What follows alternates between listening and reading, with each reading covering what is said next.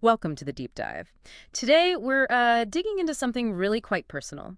It's a collection of reflections about two people, Mark and Geraldine Lowenherz. Right. Seen through the eyes of their friend, someone named Zoran. And these aren't just quick thoughts. They span, well, decades. Exactly. Yeah. So, our mission here really is to unpack these stories, these memories, and see what we can learn about, deep, lasting relationships and maybe something about ourselves, too. Yeah, the idea is to find that sort of timeless wisdom hidden in these personal accounts. We're looking for the insights, the kind of actionable things that you, listening, might be able to take away. Okay, so let's dive in. Zoran starts back in the 70s. He talks about Mark's family home, describing it as this really warm, welcoming place. Hmm. So that's a nice scene. It does, but then he zooms in on this one specific memory, and it sounds so simple, just a dinner of broccoli and Jarlsberg cheese. Broccoli in Jarlsberg. I Okay. know, right? But he talks about it like it was profound somehow, like there was this delight in something unexpected. That makes sense, though. It's often not the fancy stuff we remember, is it? It's the feeling. Maybe it was the company, the atmosphere, that feeling of being welcomed. Yeah, the connection. He suggests it taught him something about finding joy in simple things. That quality of connection, that's probably what lodged it in his memory. Our brains do that. They link sensory details, taste, smell, sight with strong emotions, warmth, belonging. Those are powerful cues. That makes a lot of sense. And Mark's influence wasn't just about hospitality. He was also the one who introduced Zoran to computers. Oh, interesting. Back in the 70s. Yeah, early days. Mark apparently saw the potential way back then and, sparked Zoran's interest, like opening a door to a whole different world. That's a great example of how friendships work, isn't it? Sharing passions, opening each other's eyes to new things. It makes you wonder, yeah, what little things we share might actually change someone's path. Totally. There's also a quick mention of them both spending time in an ashram. Okay, so some spiritual exploration happening too. Seems like it. But then Zoran notes this decision Mark's parents made. They really encouraged him, Mark, to finish his university degree first. Zoran calls it real wisdom. But that's an interesting tension, isn't it? The spiritual path versus, well, a more conventional one like formal education. Yeah, he frames it as needing that solid foundation. It points to a kind of integration, maybe. Hmm. Recognizing that you need both, perhaps. The practical grounding gives you stability to explore other things. It's not necessarily either. Right, a balance. Okay, so let's move forward a bit into the 80s. The friendship clearly continued.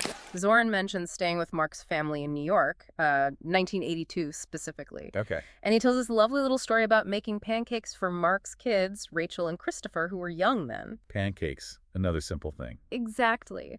But apparently it stuck. Rachel still remembered it fondly years and years later. That's just wonderful. It really shows you, doesn't it? These small acts, especially with kids, they can create such lasting, warm memories. It wasn't some grand gesture. No, just making breakfast. But the care involved, the personal touch. It makes you think about the little ripples we create without even knowing it. Have you ever had someone bring up something small you did ages ago that meant something to them? Oh, for sure. It's always surprising, isn't it? And often humbling. Yeah. It's clear Zoran feels incredibly close to Mark. He uses the word kin. Kin, wow. That's deeper than just friends. It really is. He talks about Mark's consistent kindness, his generosity, calls him someone with a heart of pure gold. That says a lot about their bond. That consistency is key, isn't it? Kindness, generosity, these aren't just one-off acts, but qualities Zoran saw again and again. That's what builds that deep, kin-like trust, that feeling of family. Absolutely. Okay, let's bring Geraldine into the picture. Zoran met her earlier, actually, back in 76 in New York, through mutual friends. Right. And she had a background as a counselor. Yes, and interestingly, she was mentored by a friend of Mark's mother who was a psychologist. Ah, okay. So there's a lineage there, potentially. Exposure to psychological thinking, perhaps combined with her own intuition. Seems likely. It sounds like she developed some real skill and insight.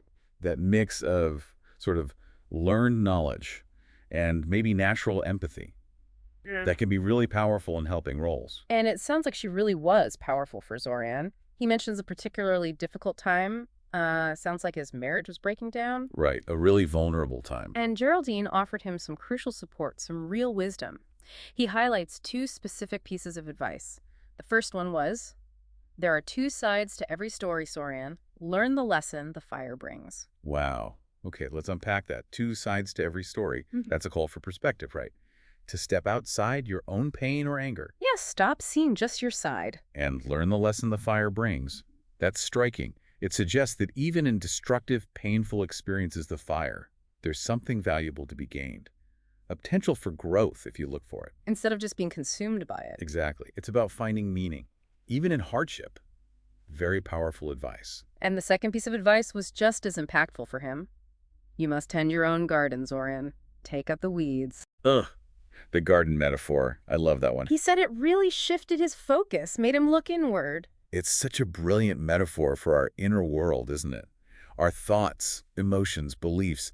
That's our garden. And the weeds, well, those are the negative patterns, the limiting beliefs, the stuff that holds us back. Right. Things we need to deal with. And Geraldine's point is key. The real work, the lasting change, comes from tending that inner garden, not just trying to fix everything outside ourselves. It puts the responsibility and the power back with you.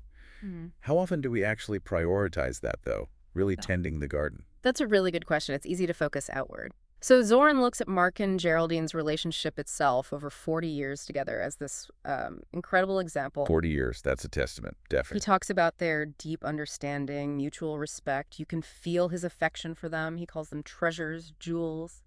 That longevity really does suggest something profound, shared values, maybe ongoing efforts, supporting each other through thick and thin. Having relationships like that in your life, ones you can witness. They feel like anchors, don't they? Sources of strength. Yeah. And he has this quote attributed to him, I think, that sums it up beautifully. The greatest treasures are not gold or gems, but the souls who reflect the light of your own. Oh, that's lovely. It really captures it. It's about connection, isn't it? Not Mhm. material wealth. And that idea of reflecting the light, it suggests seeing the best in each other, bringing it out, a mutual kind of elevation. Beautifully put. Okay, so this leads us nicely into something more practical, something Zoran apparently learned, maybe via Geraldine. He calls it the dragon trial, tending your garden. Okay, dragon trial. Sounds intense, but connects back to the garden. Yeah, it seems less about dragons and more about actionable steps for us, for you listening. So step one is identify the weeds. What does that look like, practically? Well, it starts with honesty, doesn't it? Really looking at yourself. What are those recurring negative thoughts, those beliefs about yourself or the world that maybe aren't serving you, those emotional reactions that keep tripping you up? So self-awareness is the first hurdle. Absolutely. Yeah. And maybe, writing them down helps. Seeing them on paper can make them feel a bit less overwhelming, more objective. Just acknowledging them is a huge first step. Okay, makes sense. Then step two, choose your tools. Metaphorical tools, I assume. Exactly. Like a gardener choosing a spade or a hoe. Mhm. These are the practices or actions you're going to use to deal with those weeds you've identified. Like what, for instance? Oh, it could be anything, really.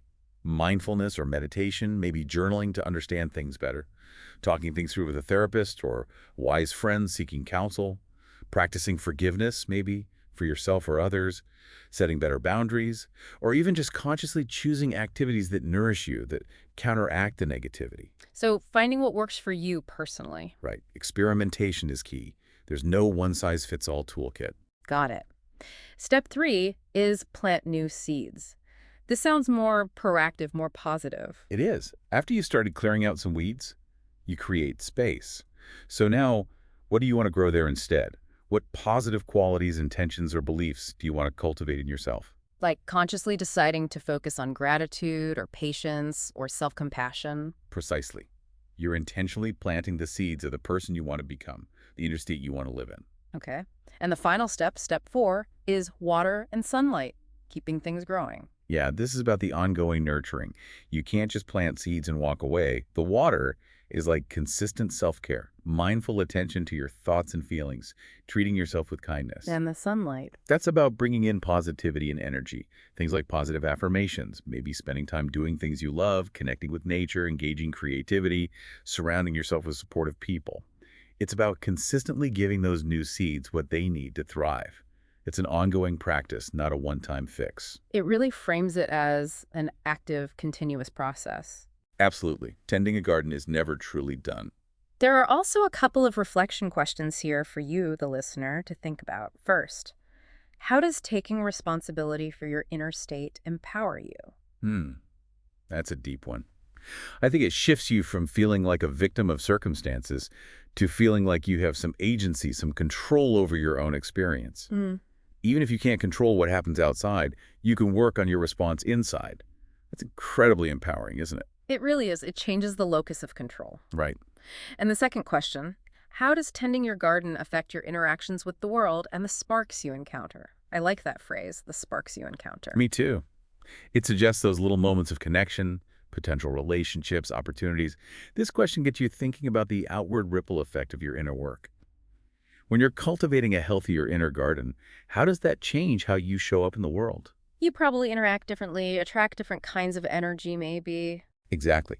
You might find you relate to people differently, respond less reactively. Maybe you even attract more positive sparks because your own inner state is more, well, nourished and balanced. Your inner light shines brighter, perhaps. So wrapping up this deep dive into Zoran's perspective on Mark and Geraldine, it feels like we've touched on some really core themes. Definitely. The strength you find in friendships that last, the surprising weight of really simple, kind actions. Yeah, and the wisdom you can gain when you navigate tough times, like Zoran did with Geraldine's help. And overarching all of that, this constant reminder about the importance of that inner work, of actively tending your own garden. It all ties together quite beautifully. So maybe a final thought for you to ponder as you go about your day. Thinking about your own garden right now, Mm-hmm. what's maybe one weed, just one small thing you feel you could start addressing, maybe even today? Or, looking at it the other way, what's one positive seed, an intention, a quality, an action that you could consciously decide to plant and start nurturing? Something to think about.